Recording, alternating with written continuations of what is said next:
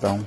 ये जो सामने बिल्डिंग दिख रही है, ये अहमदाबाद की मोस्ट लग्जरियस प्रॉपर्टी है और इसकी खास बात ये है कि गांधी जी साउथ अफ्रीका से आने के बाद सबसे पहले यहाँ रुके थे और उसके बाद भी अमूमन एज अ फैमिली गेस्ट यहाँ आकर रुका करते थे। और सिर्फ यहाँ नहीं, अहमदाबाद में ऐसी कुछ दूसरी भी भव्य हवेलियां हैं, गांधी वहाँ भी रुका करते थे। लेकिन एक मिनट, हमें तो पढ़ाया गया था कि गांधी तो अधनंगे फकीर थे, वो तो गरीबों के मसीहा थे और वो तो आश्रमों में ही रहते थे। तो फिर इन हवेलियों में रुकने की कहानी क्या है?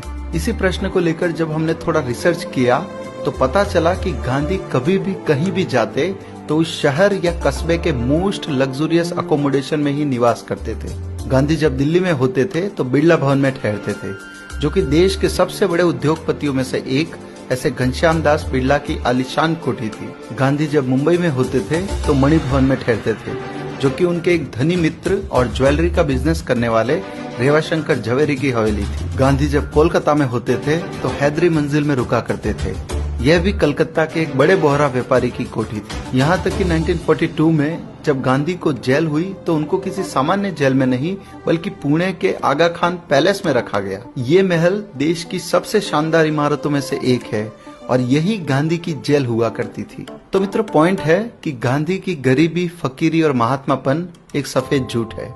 असल में ऐसा कुछ था ही नहीं, सब कुछ बनावटी और मनगढ़ंत था। और इसीलिए गांधी की ही एक साथी सरोजनी नायडू ने एक बार कहा था कि इस आदमी को गरीब दिखाने में बहुत पैसा खर्च होता है।